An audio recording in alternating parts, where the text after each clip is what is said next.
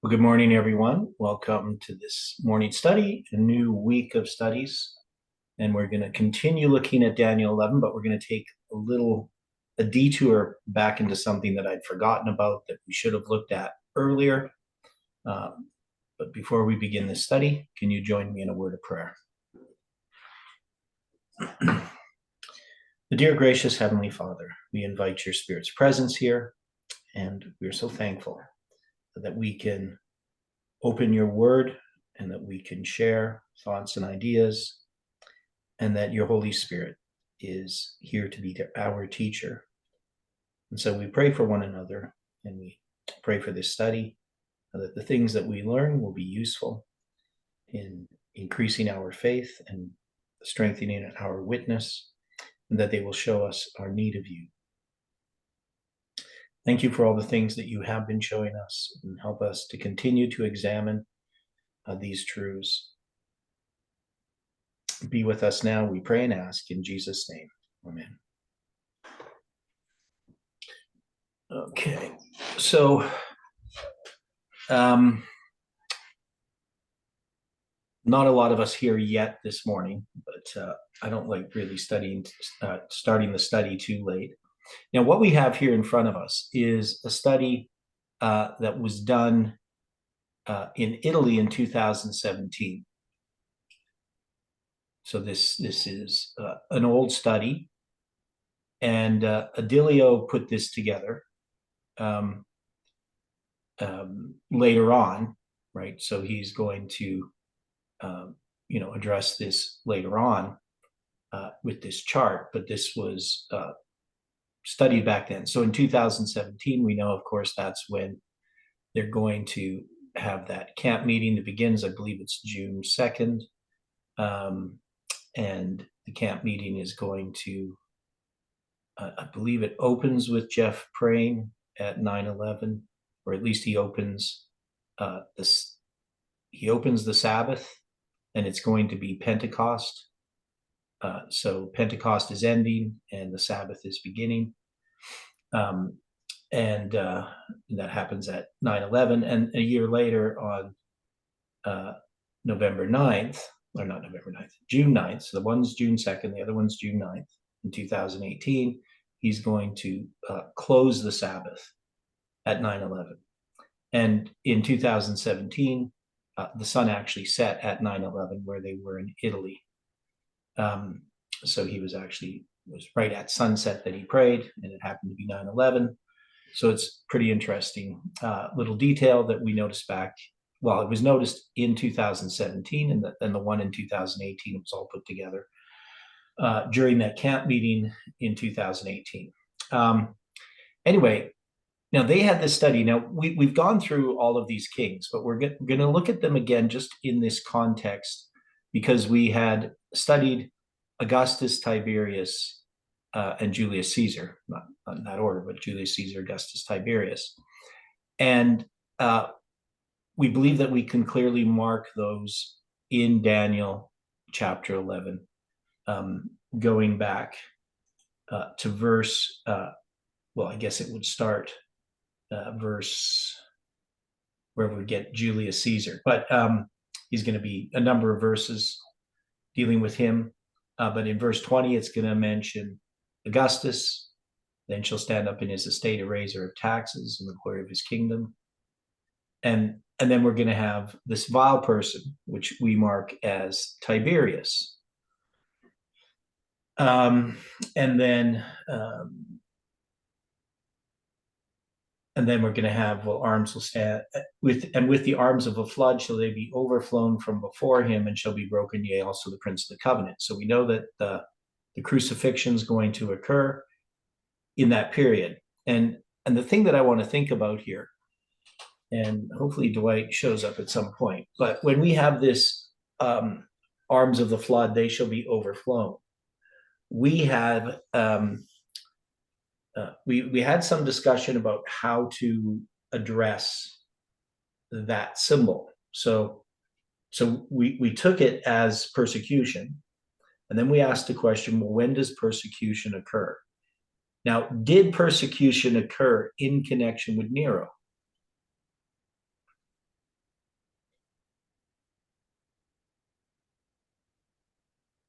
Yes, it did. Yeah. So we seem to have neglected to think about that. And it occurred in connection with Nero, with um, the burning of the city of Rome on July 18th, 64 AD. Is it right? 64? Yeah, 64. I just got to get these dates in my head. Yeah, so it's going to be, yeah. So the burning of Rome is July 18th, 64 AD. And we know that, according to Tacitus and later Christian tradition, Emperor Nero blamed the devastation on the Christian community in the city, initiating the empire's first persecution against the Christians. So I think that we should note that, right? So when we were addressing this, now there is, of course, before Nero, there's Caligula and Claudius.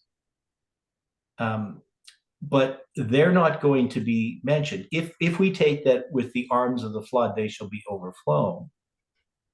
Can we connect this to Nero? Now, there's lots of things in this little chart here. So I just want to go over it. And I'm not sure that I agree with everything about the chart as far as like the line with these first seven Caesars, because so they're not the seven emperors, they're the seven Caesars. So that is correct. Julius Caesar is a Caesar. So he's not an emperor, but often they would talk about the first seven emperors. But here they have the first seven Caesars. And I think that's something that we have to think about. Now, they're not in this chart. It's not going to go through Julius Caesar and show how he's the time of the end, or Augustus that he represents 1992, or Tiberius that he represents 1996. And also I wouldn't agree with that, as far as, well, I guess it doesn't really make much sense here, because we have the increase of knowledge. So obviously what we see in this chart on the bottom part is supposed to be our line, but we know now that this line is not well understood. That is, we tried to make it this whole line, and yet we know that we can look at from 9/11 to the Sunday Law as a complete line.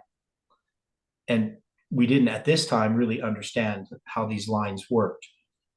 So, and I wouldn't think that you would take the increase of knowledge and mark it as a waymark with a Caesar, right? So, I mean, I would disagree about how the bottom line is drawn and how we would apply it to our history. Obviously, we would equate this with the presidents of the United States, at which he does in some of his other studies. So this is Adilio, of course. And so there's lots of little things that would have to be corrected. But there are some details here that we need to pay attention to. Now, the main thing that he's focusing on here is midnight and the midnight cry. So what he's going to do is he's going to look at Claudius and say that Claudius represents midnight. So he says, we see that Claudius is connected with the midnight waymark. I'm trying to figure out how to do this. Okay. The 2017 study then mentions an event from the French Revolution and connects this to Claudius and to midnight. This event concerns a probational period starting from November 9th until January 1st. Now, what he doesn't say is what event from the French Revolution connects this to Claudius. So I'm not sure what that was specifically. So the event concerns probational period starting from November 9th until January 1st. So it is remarkable that we already see November 9th here being connected to midnight, when only 1 year later, and completely unrelated to this study, midnight was set at November 9th, 2019. Now, so I'm not sure exactly, I wouldn't say necessarily that they're unrelated, because when we deal with the French Revolution, that definitely was related to the November 9th, 2019 prediction, correct?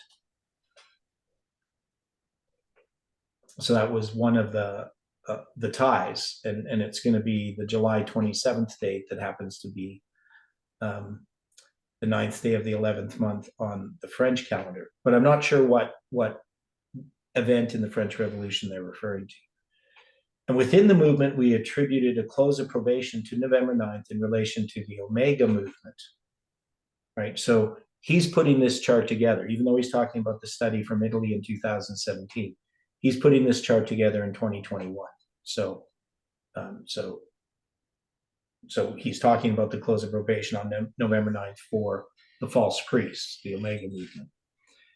And then he says, and remarkably, this period from November 9th to January 1, which took place during the French Revolution, was also a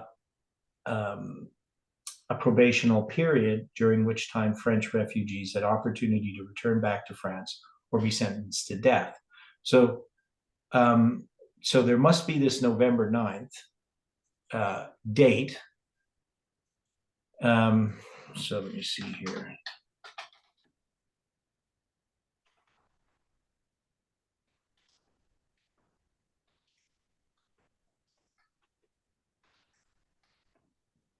Now, I remember something about this.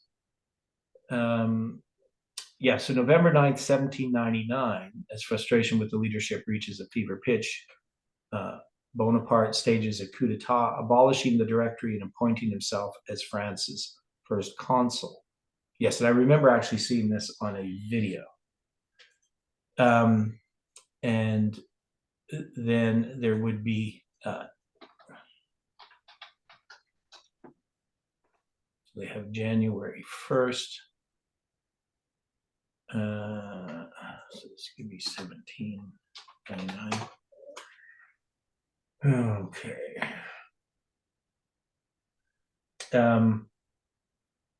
Yeah, the refugees are again ordered to return to France before January 1st, 1792. So that must be a different year.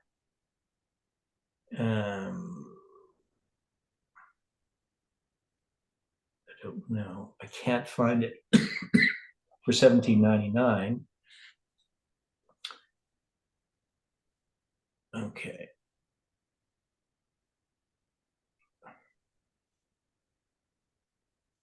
So it wasn't obviously it. Hi, Dwight. So we're looking at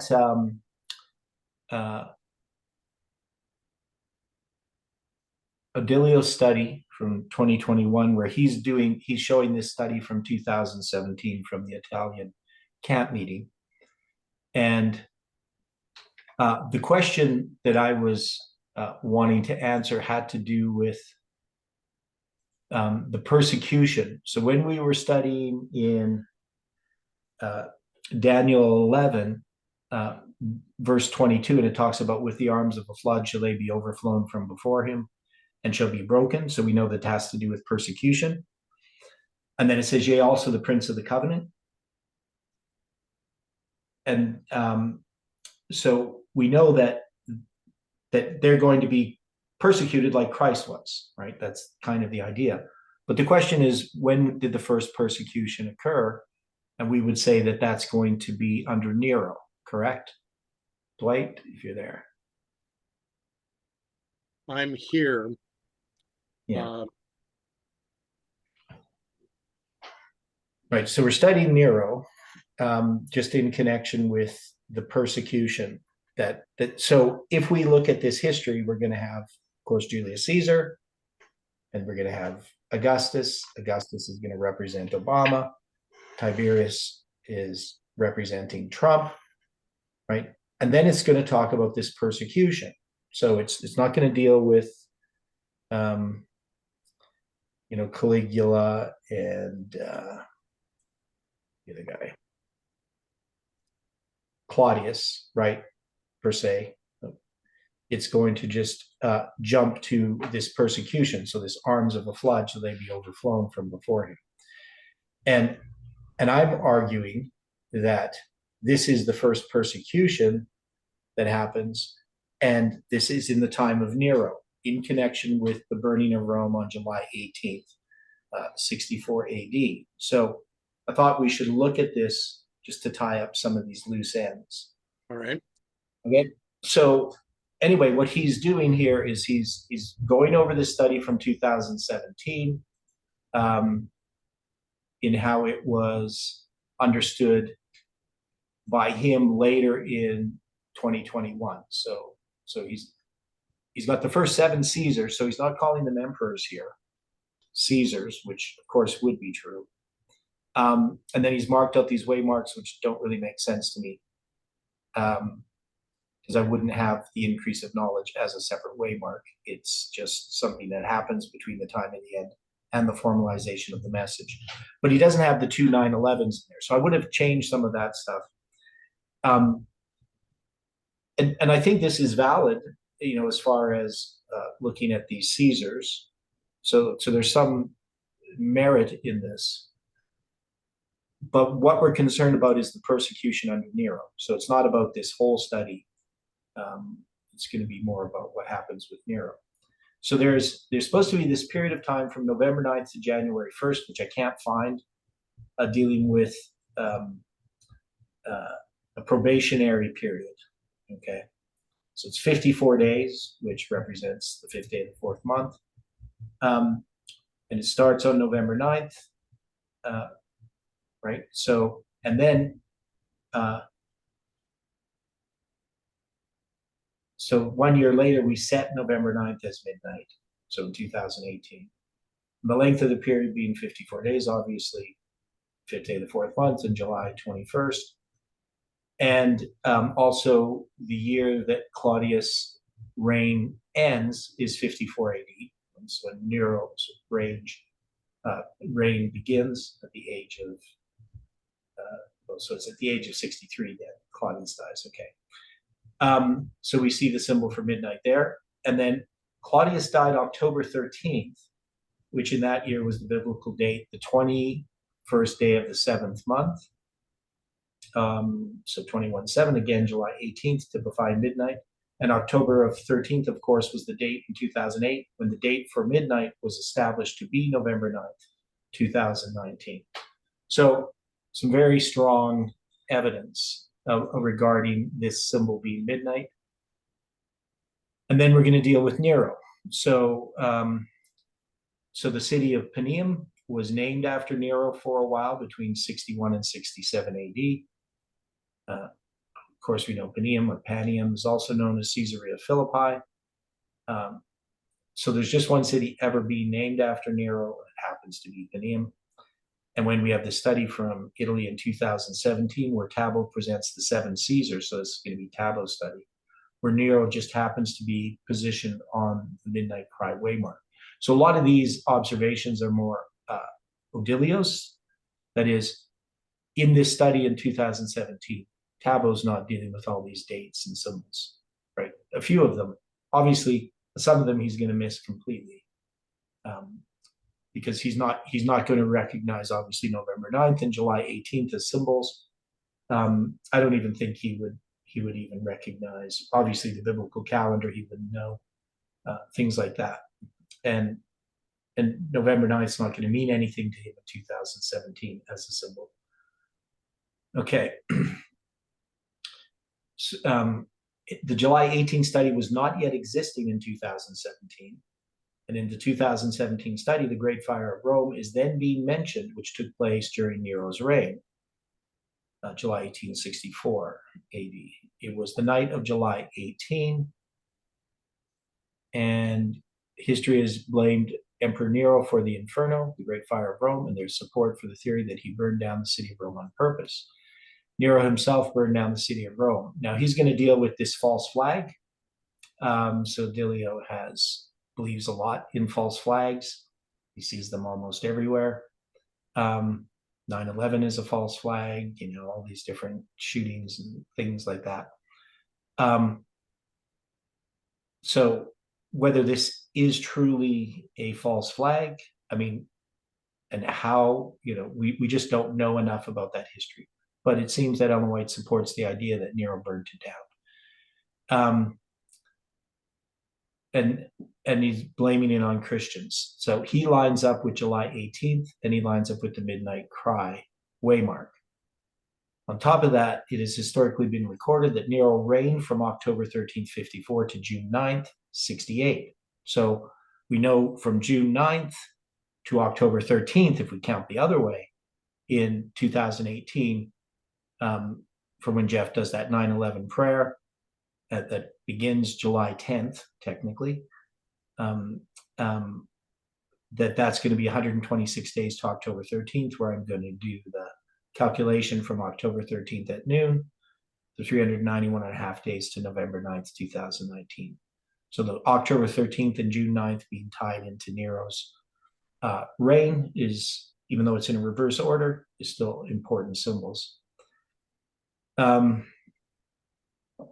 So these are the very dates that led up to the proclamation of midnight cry for the priests on October 13th, 2018, based on the June 9th, 2018 waymark.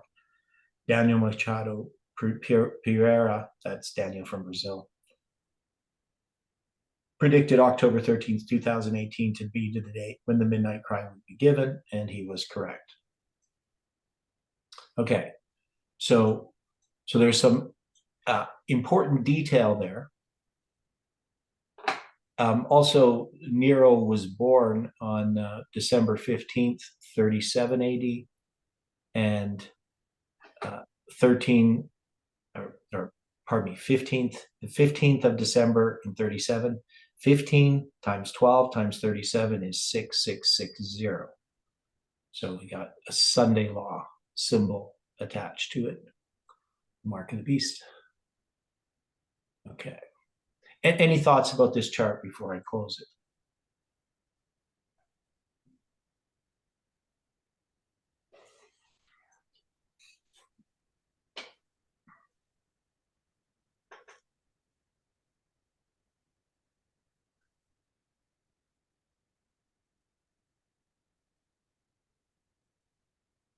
Now, I've always said before that I don't think that Odilio was wrong about the Nero and the Great Fire of Rome as far as these symbols do exist here.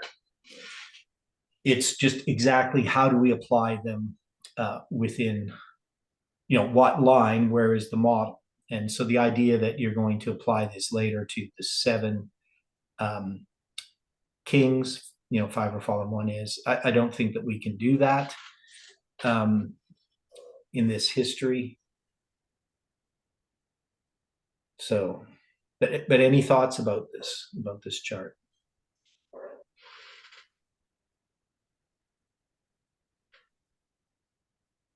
Did I go through it too fast? Was it all understood really well?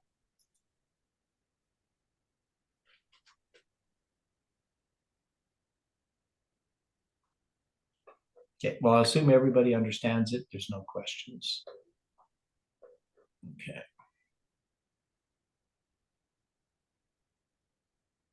So when we, it's not open. Close this.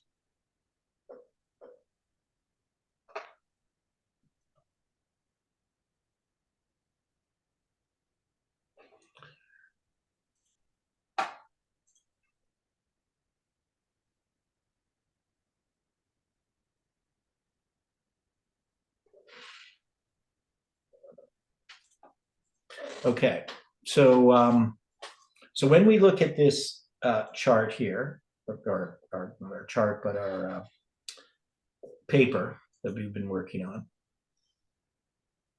and it's with the arms of a flood shall they, the Jewish nation, we say, be overflown, and we're saying that this is the destruction of Jerusalem from before God's face, and shall be broken, persecuted. So we know that this does refer to the destruction of Jerusalem, right? I mean, that's what we believe. But this persecution, the question is, when does it begin? And we would say that it's going to begin with Nero, right? Historically, that's when Christians are going to first be persecuted, is under Nero.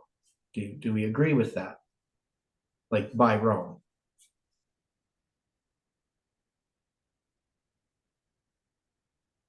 That would seem to be the premise.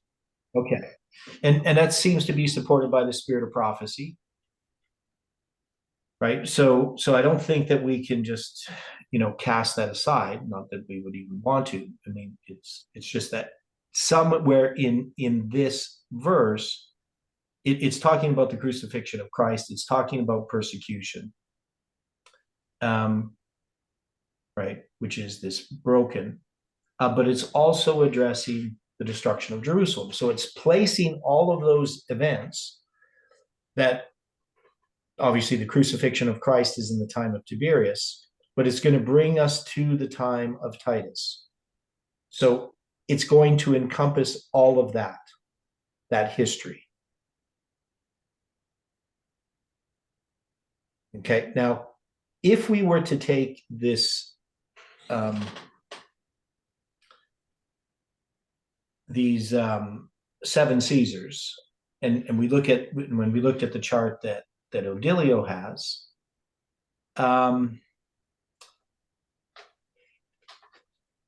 I think there's probably different ways in which we could address it. I mean, we could try to line up the Caesars with the presidents of the United States. And we've spent a lot of time looking at those things. We didn't really deal with this chart that we had just looked at. And so I do want to think about it a bit more, and I'll probably present something on it a bit later. But all I wanted to do is touch on the fact that we have this chart and we have evidences for this November 9th and October 13th and June 9th and July 18th, all in that history, right? So we have that history. This chart is representing something that we can connect to our history. And now, if we were to look at our big line, so remember, I'll bring up the chart again. So one of the things we need to think about, so back then in 2017, obviously they didn't have a great understanding of the lines. That is, we were looking at the Sunday law as, the midnight's coming, the midnight cry is coming, Sunday law is coming. And then we kept believing that we were coming to midnight. And then that midnight would pass, and we obviously weren't at midnight, at least on the line that we were imagined we were on, right? So the line that Jeff has, that 9/11 to the Sunday law, we know we're not to midnight yet. We've passed symbols of midnight because we've been zoomed into the arrival of 9/11 as the second angel's message. So one of the things I would do with this is I would change this chart a little bit differently. So I'd have, if you're going to have the time of the end, Augustus, it doesn't make sense to place it in 1992. So if Augustus represents Obama, does it make sense to put that in 1992?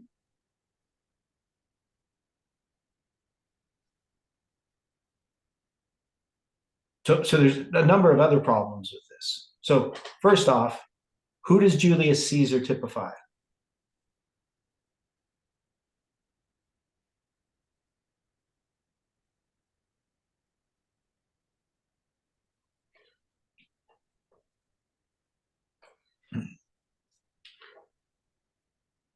How do we place Julius Caesar?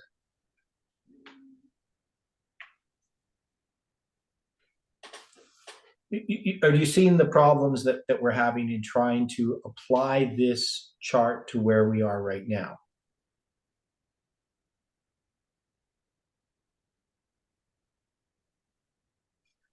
So if we're going to take Daniel 11, verses whatever it is, 17 to 22, could we line it up like this?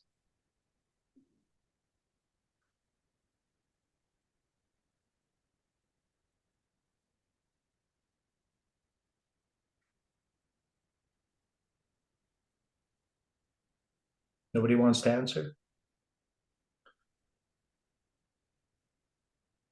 Okay, so Julius Caesar is Bush II, right? Augustus is Obama, Tiberius is Trump. You can see how this doesn't fit in with this section that we're looking at. That is, we couldn't take this line particularly and line up these presidents in this way on this timeline. Because where did we put Julius Caesar? We put him at 1991, right? Bush II is 1991. Anybody? I thought that was Bush one, wasn't it? In 1991 is George Bush II. George Bush I is in 1989, right? So you can see that this list of Caesars doesn't line up with the list that we have, like in Daniel Well, chapter 11, verse well, 20. George Bush served 4 years, didn't he? That would be, what is that? Is that 90? That's 91. That's 3 years. He'd still been president at that time. 9 George 11, Bush the one. 9/11, I said. Oh, I'm 9/11. I thought you was talking about. It says 1989.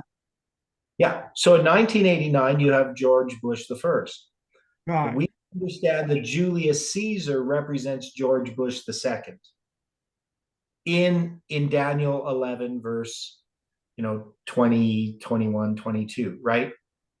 We have Julius Caesar, and we're tying up Julius Caesar with George Bush II.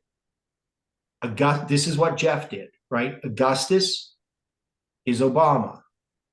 Tiberius is Trump. Okay. So Jeff never did anything like this with the seven Caesars, right? He didn't. This is in a sense a different study. This is trying to take the first seven Caesars of Rome and paralleling them with the presidents of the United States. And so we had in our line quite a bit of different line. So we would have, Julius Caesar would be Reagan, Augustus would be George Bush I, right? You understand what I'm saying? Because we were dealing with the seven kings. If we're dealing with the seven kings, we would match them up. So the first seven Caesars of Rome, you would have to line up with the last seven presidents of the United States. So that can be confusing because we're dealing with something different here. So that's all I'm trying to say, is that this first seven Caesars of Rome is a different study than the study we're doing in Daniel 11 verses whatever it starts, 18, 19, 20. It goes up to verse 22, right? So it's a different study. They're not going to line up with the other line that we have. They're not going to line up with this line. Okay. So what we have in this verse is in Daniel 11, we've looked at Julius Caesar represents George Bush II. Augustus, the one who's the raiser of taxes, that's going to be Obama. The vile person, that's going to be Tiberius. And then after that, it's going to talk about the arms of the flood, right? So, Who represents George Bush the first in that line? no one. I mean, in the line that Odilia has drawn, George Bush I is supposed to line up. He's trying to line him up. I'm not sure who he's lining it up with because he doesn't show it. I'd have to look at what he did before. So let me see. Just hang on. I'll show you another chart that just shows all of this more clearly.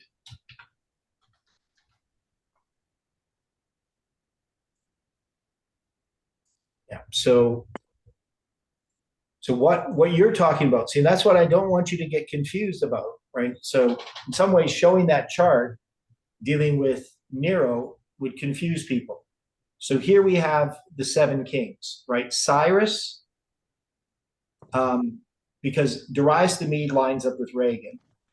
Cyrus lines up with Bush I, which also lines up with Augustus. So this is one study. So I'm trying to figure out which.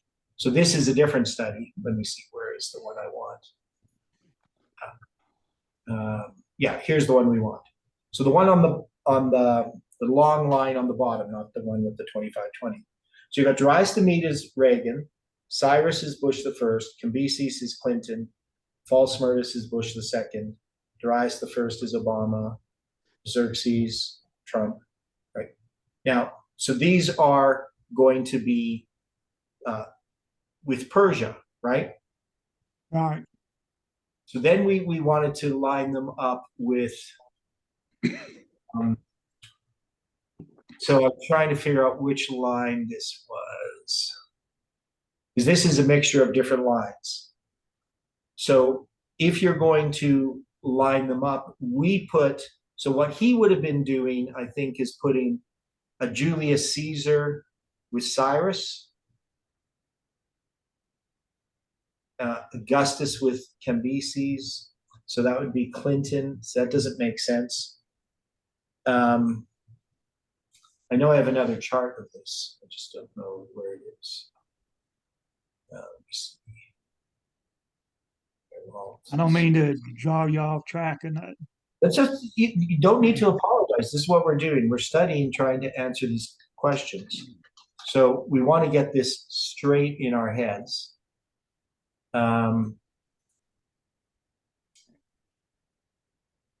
Maybe I'll put in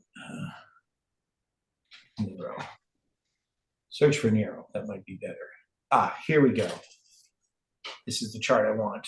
It's a little bit small. I'll zoom in. Okay.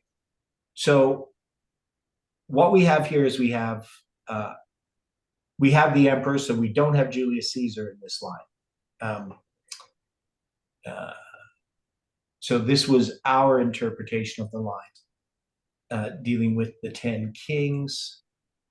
Still not the best diagram, but the idea anyway is that you're going to have the first 10 emperors go all the way to Titus. So this is a different study. But anyway, if we're looking at the emperors, Augustus is the first emperor, and Augustus would line up with Bush the first, because we wouldn't line him up with Darius the Mede. We would put Julius Caesar, or, right? You understand what I'm saying? So here we have this is a different line again. The point that I'm trying to make, so I'm going to just go back here, that when we're addressing these presidents of the United States and we're lining them up with the emperors, it's not about the line of the 7 emperors or the 7 Caesars or the 7 kings, right? This is not addressing that line.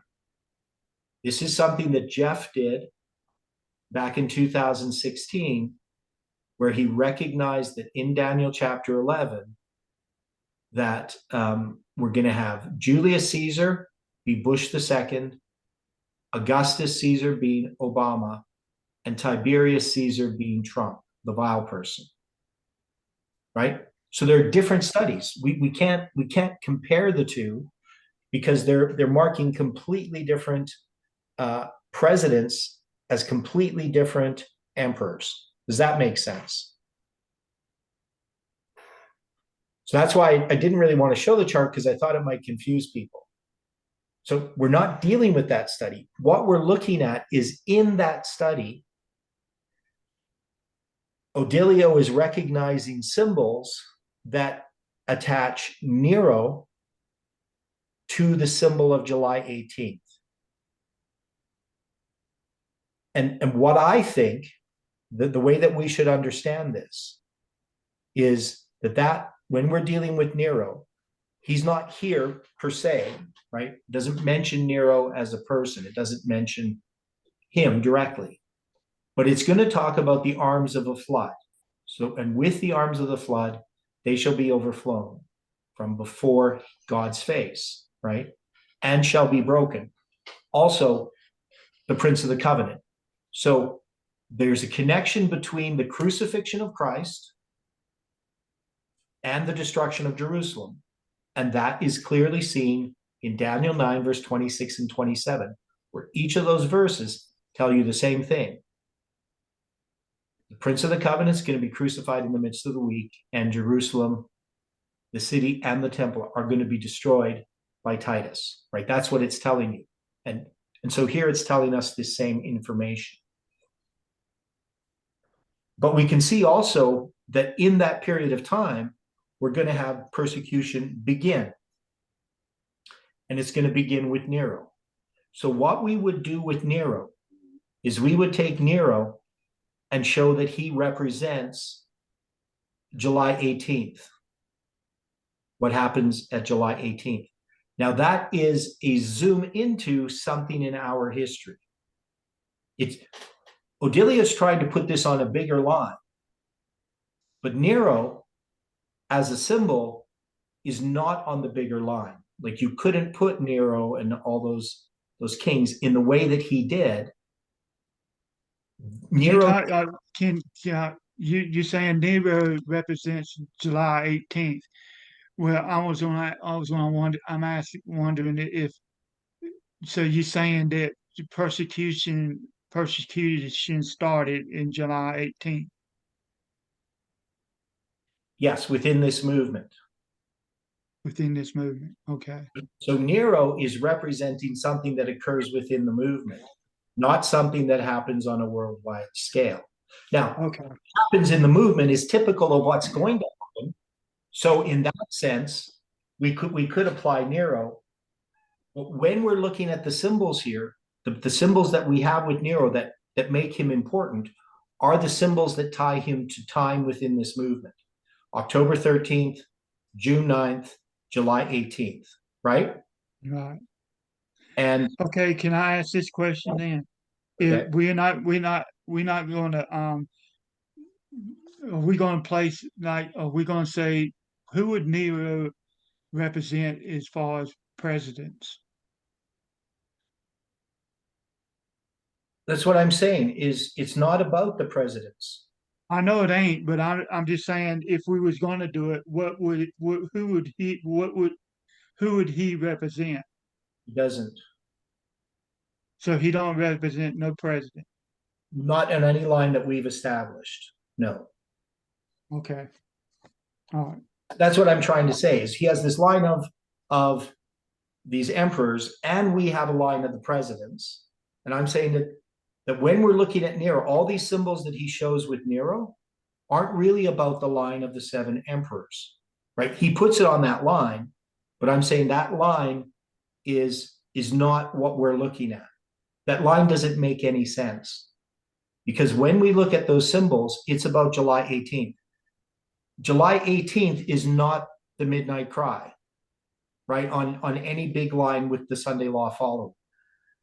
He doesn't know that back in they don't know that back in 2017, but in 2021, Odilio should have known that, right? One of the problems that I had with what Odilio was presenting is he was ignoring, and because he wasn't aware of it.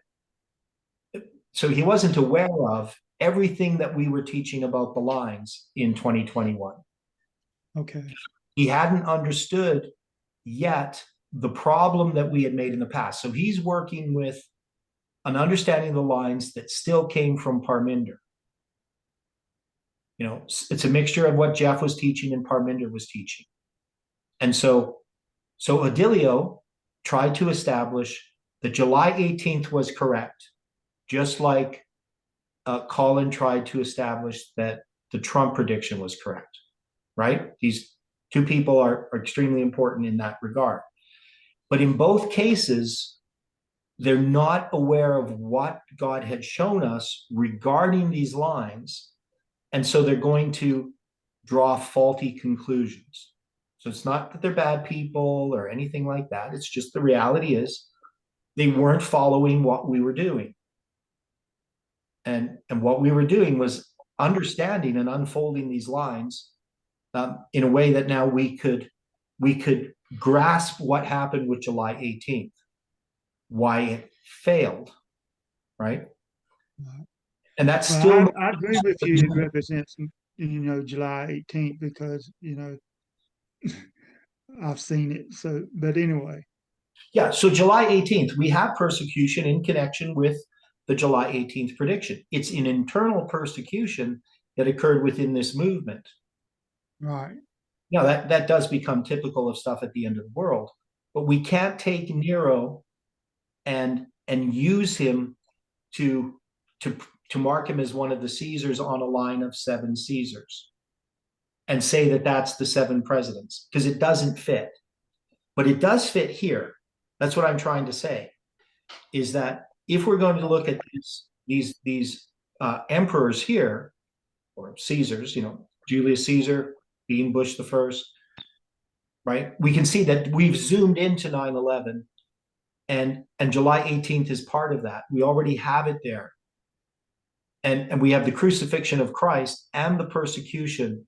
Now it's sort of in reverse order, because we know the crucifixion of Christ happens, and then the persecution of Christians happens, right? And then the destruction of Jerusalem happens. And it's Right. not in that order. It's going to say, with the arms of the flood, they shall be overflown from before God's face, right? And that, of Okay. course, is the destruction of Jerusalem. And then it says, and shall be broken. Now we're saying that word broken has to do with persecuted.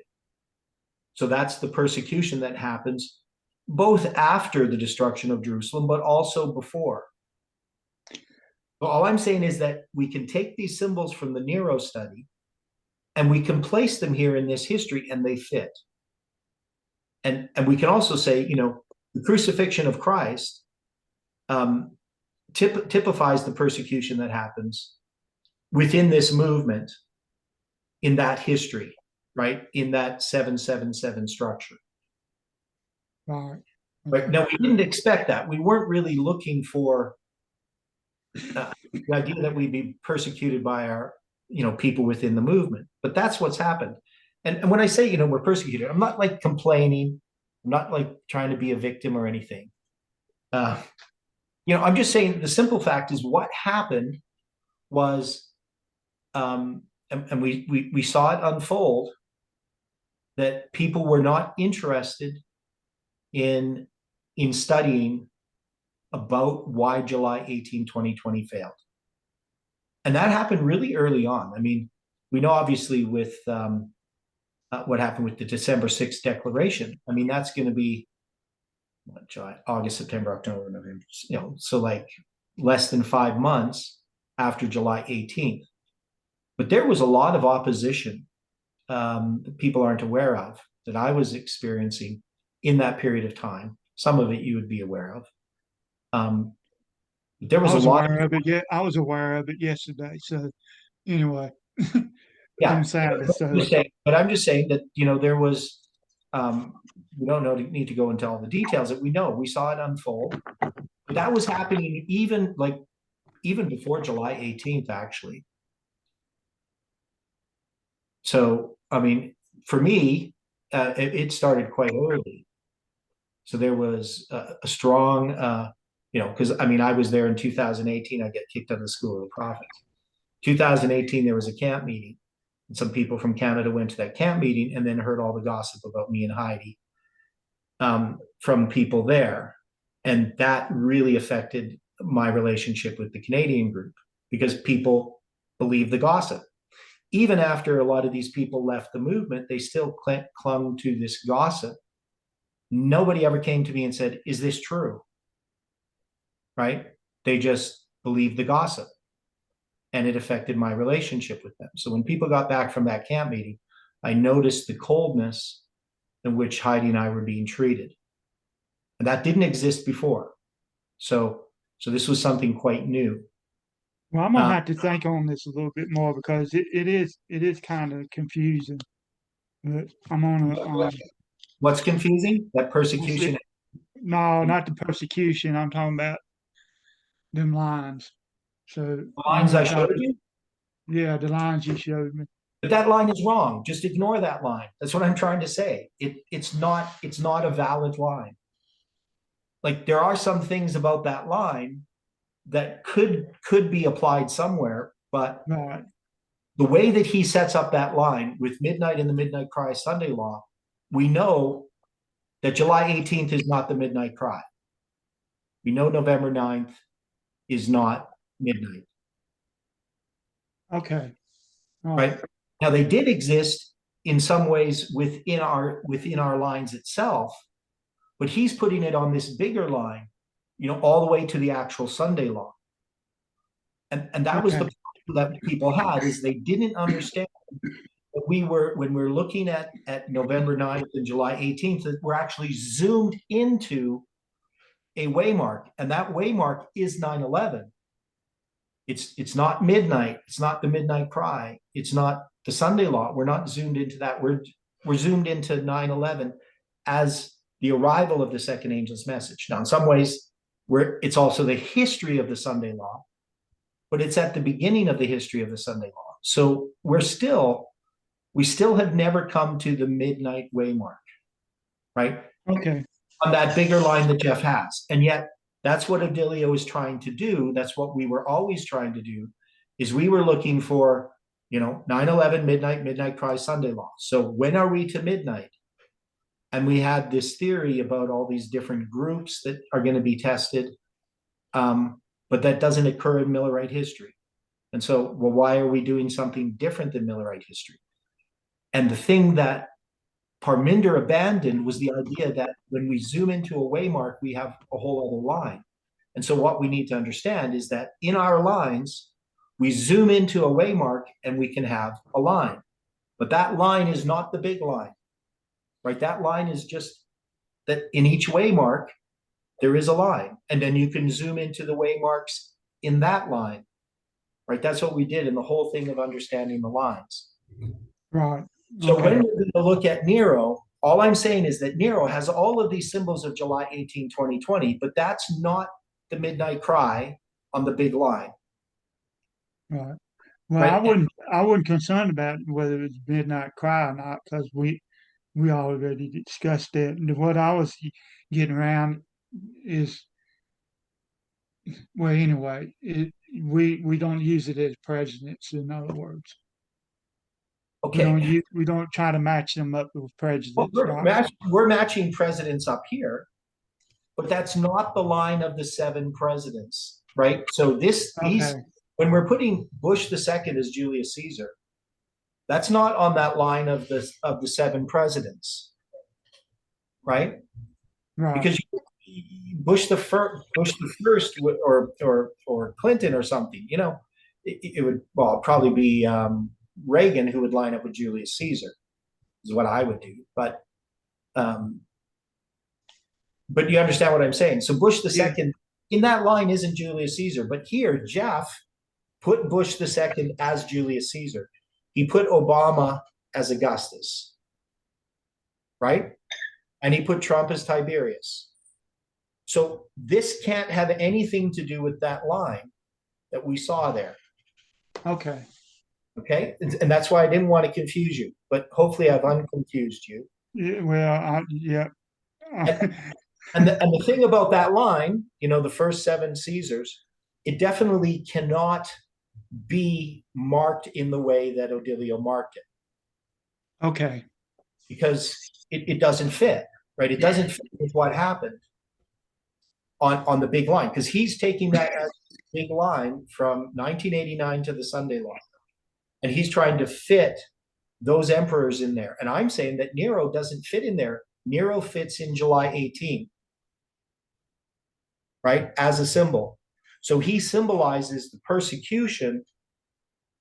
Now, if we're going to take the burning of Rome, what would that parallel within this movement? And what would Nero represent? I mean, he represents July 18, but what in connection? The persecution that happens. So what's the burning of Rome in our history? In July 18th, in this movement, is there anything that parallels the burning of Rome?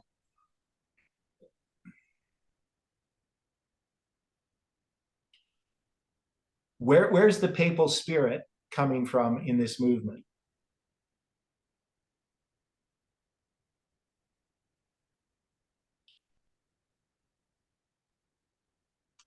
well, where I see it, it would probably be the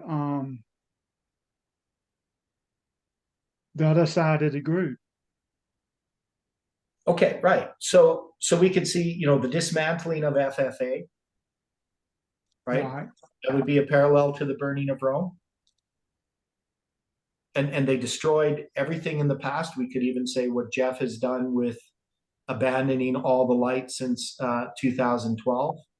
Yeah, I noticed yesterday also he took down the videos leading up to July 18th, and I went back and I checked all my newsletters, and I Yeah, found the newsletters he sent me during yeah, that time, and they was saying, like that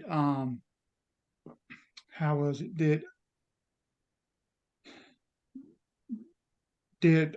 Jeff had never typified um July 18th with October the 22nd, 1844. And I went back and I found a quote where he said that it was typified by July 18th. yeah. Well, no, we know he did say that. So, Yeah, I I mean, know. this is the problem that I have. So the rewriting of history is that something that we should do? No, but No. I got it right here. I never believed they should have taken down anybody's videos. And they said, well, if we put at least somebody's video up after they leave the movement, I mean, it's not even videos that people were teaching error. They were just videos of people, once they left the movement, they would take down their videos, right? Right, And they say, well, then it means we're endorsing what they're saying. All you need to do is write a disclaimer, right, in the description of the video. And you could say, we're right, leaving this up. There's things here that are true, things that we disagree with, whatever, but you leave them up. You don't want to burn books. Who burns books? the papacy. This who Yeah, burns them, yeah, rewrites and history. Russia and does. yeah, Military. people who act like the Pope. Yeah. I mean, it'd be different if they're like books of magic or something like that. And the silversmiths, the people destroy this, occult literature. But that's not what we're talking about that happened in this movement. It's just they take down their own videos, right? We don't agree with this anymore, and we don't want people to know what we used to teach. So I would say that that's the burning down of Rome, Right. I right? can see that. I can see that. But Rewriting the history of July 18th, yeah, and that persecution then continues. So that's all I really wanted to say about this Nero symbolism, because I think the symbolism is there. It addresses the time setting. Nero's going to reign from October 13th to June 9th, right? That June 9th to October 13th gives us that 126 days where we're going to count 391 and a half days to November 9th, and then 252 days to July 18th. So it's going to give us that 777 structure. So all I'm saying is that we can take all of this persecution here, and we can see that it's going to start with Nero. So when it says, and shall be broken, I mean, we could connect that with Nero. We could say it's going backwards. It's going to deal with the destruction of Jerusalem, the persecution that precedes that, and then the crucifixion of Christ that precedes that. And so that's giving us this structure. It's connecting us, and we know July 18th is already connected to the symbol of the destruction of Jerusalem through the 10th day of the 5th month symbol. So there's a lot of things that people have studied before that still apply, but we understand them more correctly, more deeply. We have a place in which to put these things. And what Odilio was doing, there's nothing wrong with what he was trying to do, or what they were trying to do in 2017, looking at the first 7 Caesars.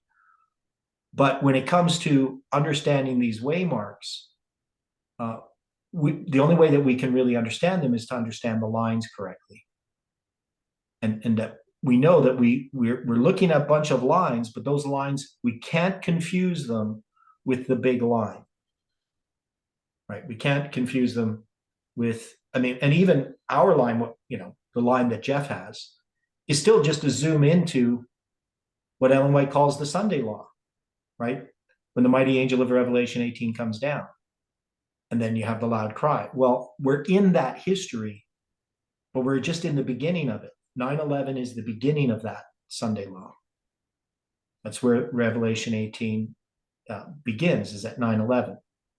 But as we continue to move through history, we can see all of these other lines that are occurring within those different waymarks. We can keep zooming in. And that's what I believe that Nero is showing us. Because he's clearly showing July 18, 2020. And July 18, 2020 is not Paneum, right? I mean, it is in one sense within a zoom into. But when we're dealing with Paneum, when we're dealing with the midnight cry on Jeff's line, July 18th is not the midnight cry. And I've made an argument that July 18th typifies in Millerite history, July 18, 1844, 3 days before midnight is the prediction before midnight, and it typifies October 22nd. And that this movement is Samuel Snow, and that that July 18th is typifying something that's going to happen later. So when we say July 18th parallels October 22nd, 1844, that's only within our own movement, right? We know that October 22nd, 1844 typifies the close of probation that's going to happen when Jesus says, let him that is righteous be righteous still, right? Obviously, the beginning of the investigative judgment and the end of the investigative judgment are connected. So there are things that we just, we didn't understand in the past. But as truth unfolds, we see it more clearly.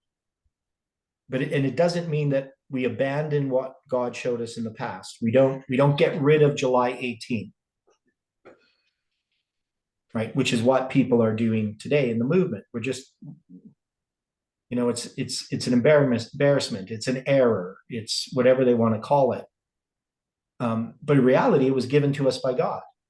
And the symbols for it, even if we've misinterpreted them in the past, doesn't mean that those weren't given us by God. Just as October 22nd, Christ did not come back to this earth. So you're going to abandon October 22nd because Jesus didn't come back? Well, that's what most people did. But as Seventh-day Adventists, we should know that we can't do that. We can't abandon July 18th just because the prediction didn't happen the way that we expected. Okay, so it took a little bit longer than I thought it would, but that's okay. So any questions about any of this?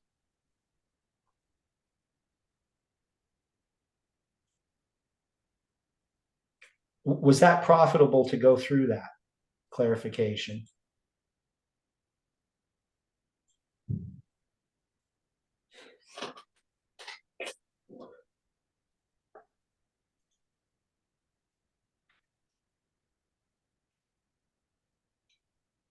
Okay. Now, so last Thursday, does anybody remember the puzzles that we were addressing? We were kind of bogged down a little bit. Anybody remember what particularly we were bogged down about?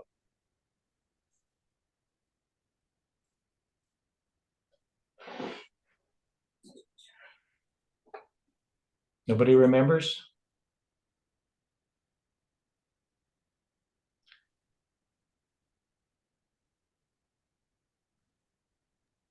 Weren't we having a problem because of this with the definition of league? Yeah, so we looked at league, yeah, and small people and those things we were addressing. Correct. Okay, and so we had a little bit of, like yesterday in your study, I mean, we ran into Hosea 4 verse 17 again. Right. And so what's the significance of that? So when we deal with this league, what is the conclusion we draw? Well, Who's making the league to who? I've been considering that the Adventist Church was making the league with Rome. But we're looking at this with the league with the small people and trying to place this onto this line. Okay, yeah. So we tried all kinds of things, right? So Right. we did everything like inside out, upside down, backwards, whatever, you know? And so when we deal with this league, we know that this is a repeat and enlarge, right? And so it's going to go back to 9/11. And part of our problem that we were having is in our line, we had 1989. That is this even for a timeline, right? Here we have these waymarks, and we said, well, the first waymark, the arrival of the first message, we have is November 9th, 1989. And so how do we reconcile that we really clearly must see that this occurs at 9/11, this league, right? We don't put it at 1989.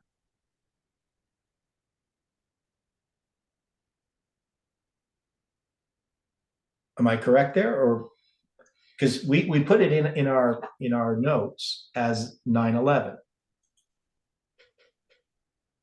Correct. And part of that had to do with the fact of some of the symbols that were there. But let me see here. So we had, we looked back at the league. It's Ephraim shall be joined to idols, even though everybody says joined to his idols. Leave them alone. But we would know that this would represent the United States, not the Seventh-day Adventist Church. But we still have this league connected with spiritual formation of the Protestants. Now, this is going to be accepted by the Seventh-day Adventist Church. So the Seventh-day Adventist Church is there because they want to be part of the Protestants.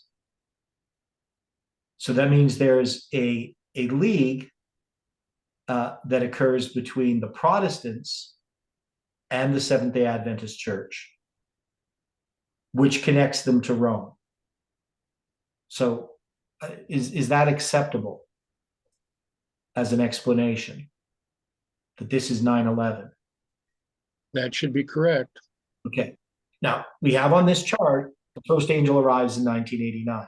So how do we address this problem?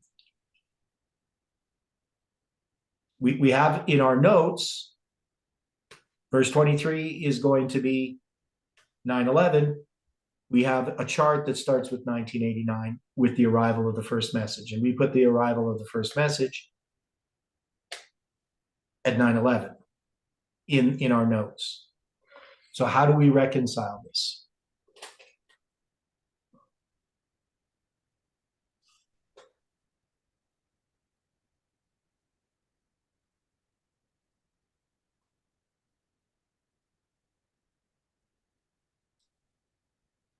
Can we say now another thing about 161 and 158 is there is this history that we have at 1989 that we don't have in this chart that we should put in.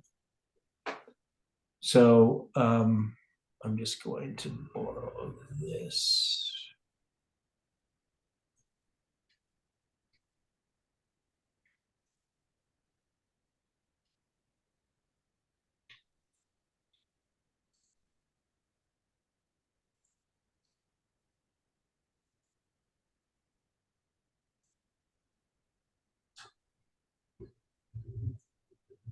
Make it a little bit smaller.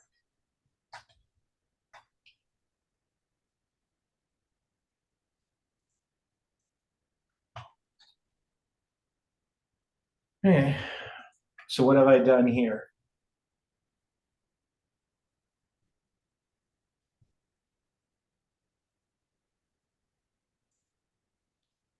So I put December 25th, 1991. So one of the things that we have about that date of the league is that it has two dates attached to it, 161 and 158. Can I say that the league actually goes here or begins here?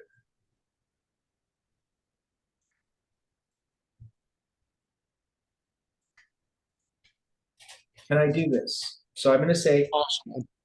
okay, because we have that double date, and we already have tied that double date to the time of the end. So we can say, and we've done this many lines. We've said that's the time of the end, 1989 to 91. It's the arrival of the first message from November 9th, 1989 to December 25th, 91. Now we have 9/11 as this league. And so we would have another line where we're going to say 9/11 is the time of the end, the arrival of the first message. But how does this 777 structure help us?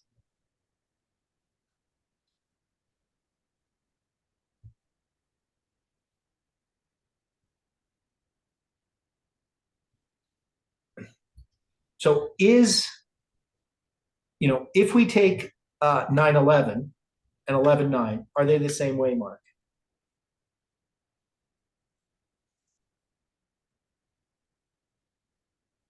I would say no.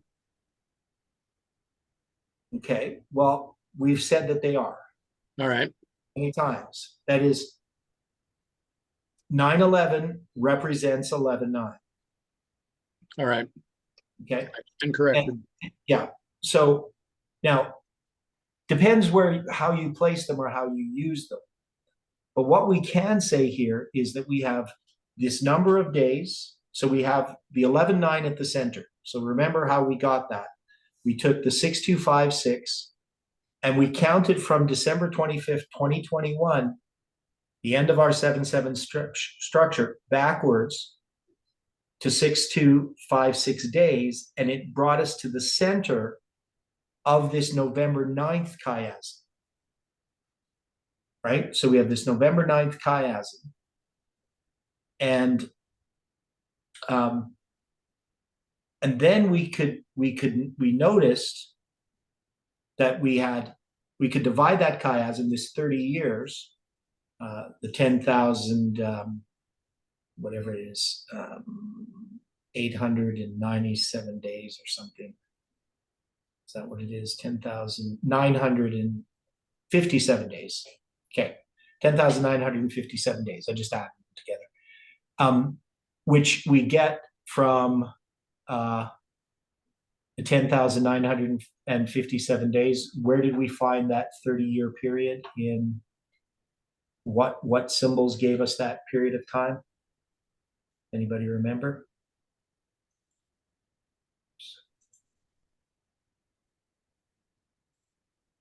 If we go 10,957, that was from the story of Jephthah and the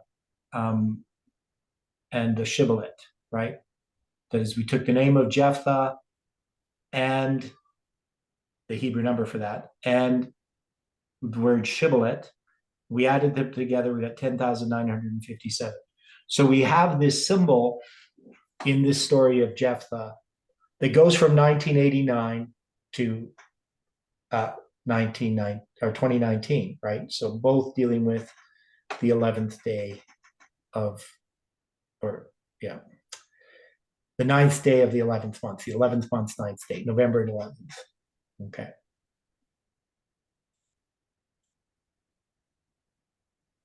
We have it represented here as well, this chart. We know that it relates to Capricorn's constant. There's all these different things that we related this shibboleth to. Okay. So we have this 30 days now divided in half. What is the significance of that? That it's divided in this manner.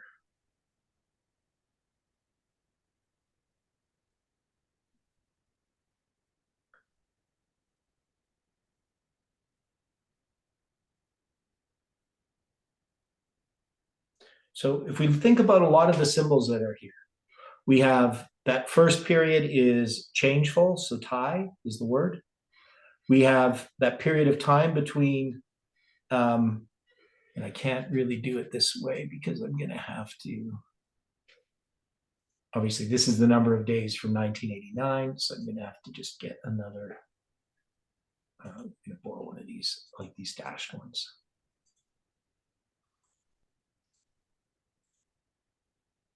I'm just going to put this here from 1989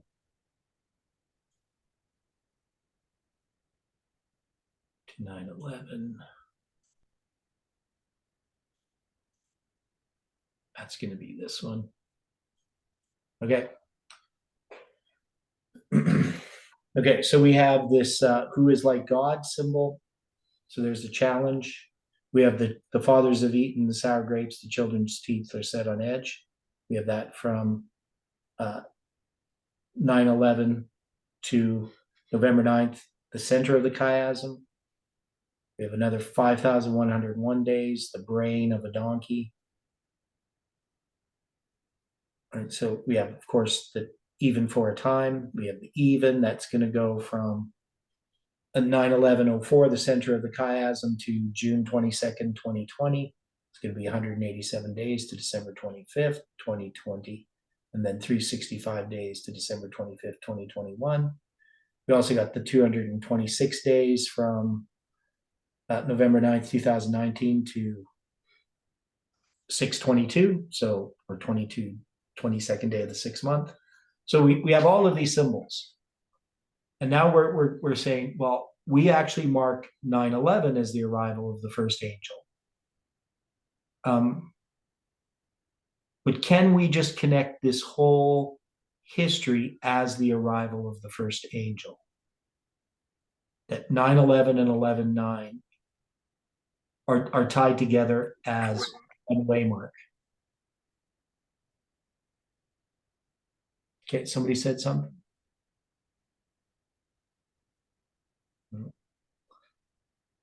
So we put the arrival here, but we could just, put the arrival here. Okay. So no, we're not going to say this is necessarily a period of darkness, but it's definitely related. This is a period that we would call the time of the end, from 11/9 to 89.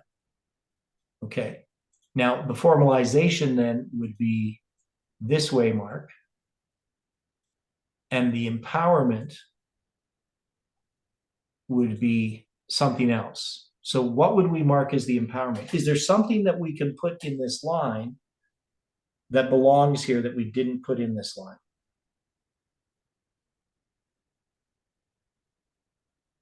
Now, one of the things is we liked that this is the empowerment, is the end of this chiasm. And so we like the empowerment here as the end of, it's, connected with this chiasm, but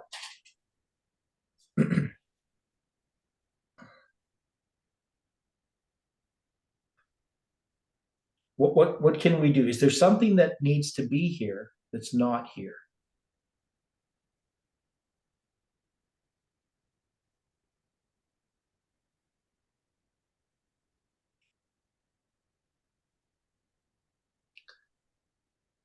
Or are we just going to leave our line, contradicting what our verse's interpretation are? What was it that was occurring in 2017 and 2018 that could be used as an empowerment? Yeah. So one of the things we would need in here is time itself, right? So sure, we have in Jeff's summary on October 22nd or October 28th, 2018. That's the summary of the 391.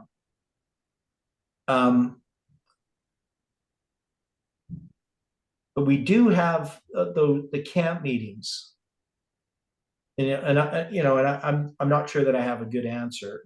What was the date of the Italian camp meeting? The one in 2017 or 2018? I'm not recalling two of them, but okay. So in 2017, on it's going to be June 2nd, 2017. Jeff is going to he's going to open the Sabbath with a prayer at 9:11, which is sunset where they are in Italy. So at 9:11, which is sunset, he has a prayer to open the Sabbath. And he's going to be closing the day of Pentecost, though he's not aware it's the day of Pentecost. So the day of Pentecost was on a Friday that day on the biblical calendar. So with the day of Pentecost, there's a symbol of 120 associated with it. I believe I'm right on that. I could be getting some of this wrong. But I believe it was Pentecost. If I remember correctly, I just have to look quickly. Was it Pentecost or was it first fruits? Okay, so let me see. I might be getting 2018. No, so it's going to be June 2nd is the sixth day of the third month in 2017. Okay. So he's going to be closing the Sabbath on that day, or opening the Sabbath, pardon me, and it's going to be closing Pentecost, right? So it's a Friday, and he's going to have that 9:11 prayer at sunset. So he's going to be beginning the Sabbath with this prayer at 9:11, and there's a note made of it, and I have a copy of the note that was put on Facebook at the time.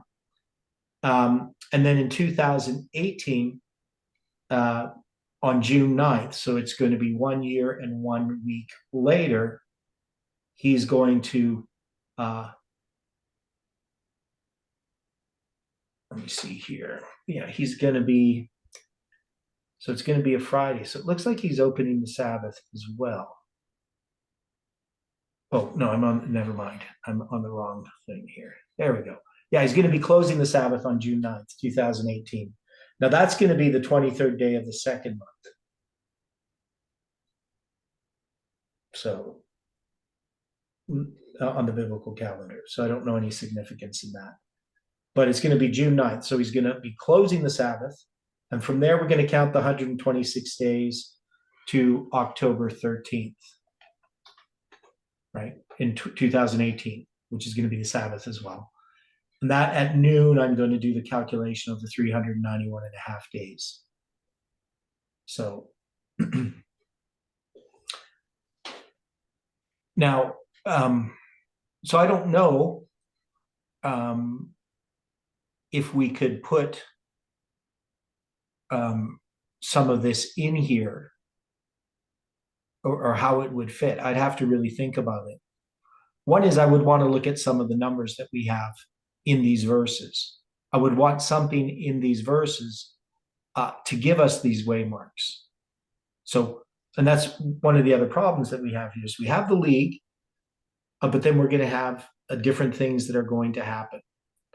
So I'm not sure. I think there's that we need to kind of redo this line in some way, but I'm not sure how at this point. But in some ways, there's nothing wrong with the other line. It doesn't match up with these verses. It could be a line within a line within one of the waymarks. But the main thing here, I guess what I would be saying is that this even for a time is addressing time within this movement, specifically dealing with these time predictions, dealing with the 391.5. So, I wish I had a better answer at this point. I don't, but we're going to look at this tomorrow, and I'm going to try to get some more time today to look at it before tomorrow. But you see the problem. So this is what we were struggling with, just first getting the historical interpretation correct, then getting our application straightened out. And now we have to try to fit these together. And, there might be something else that we haven't seen yet. Okay.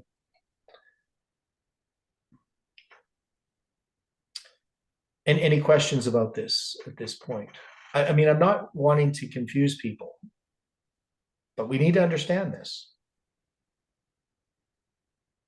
And I don't think we understand it enough yet.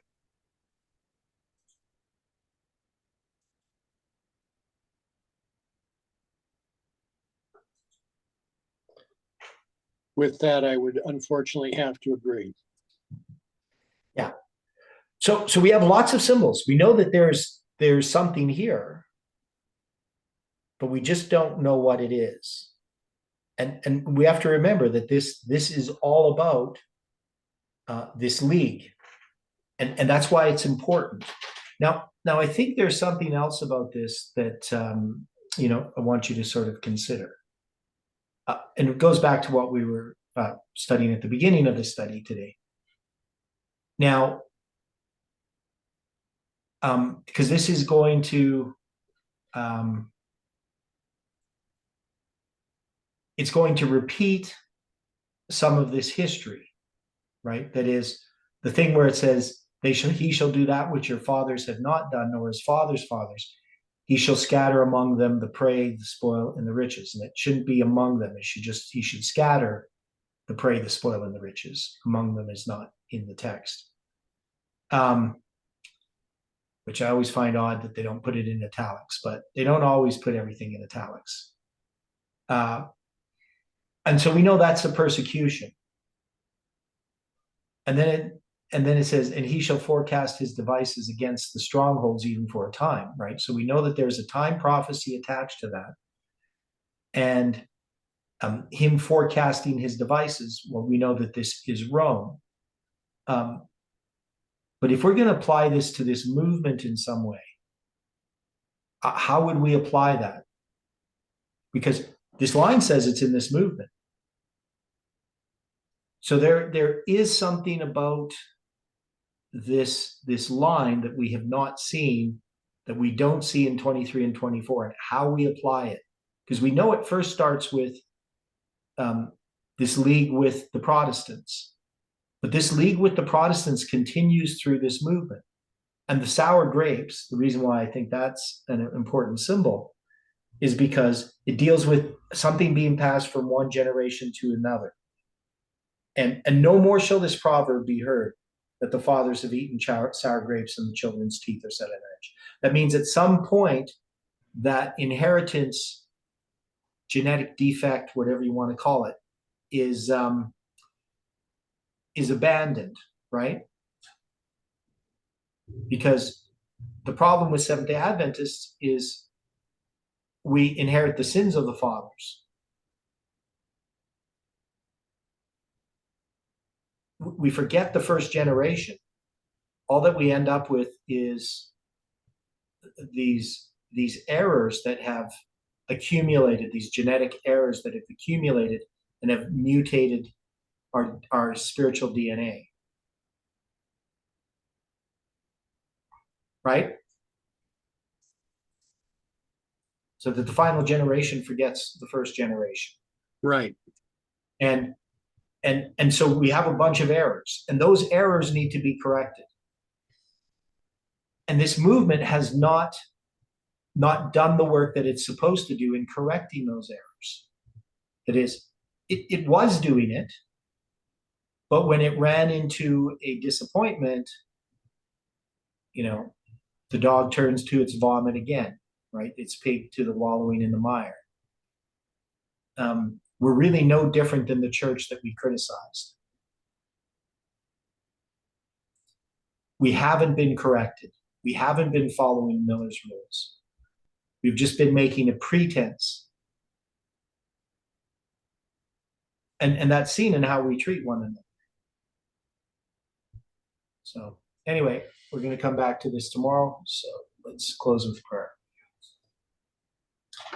The dear Father in heaven, thank you for the study today and for each person. And I pray that you can continue to be with us, that you can bring us together again to open your word. And we ask that you can clear our minds as we study individually to understand these things, and that you can forgive us for our sins. We pray for your care and protection for our loved ones this week and for each other. And we pray for those searching for truth, that you can lead them, and that the things that we can do will aid your work instead of hindering it. And we pray this and thank you in Jesus' name. Amen.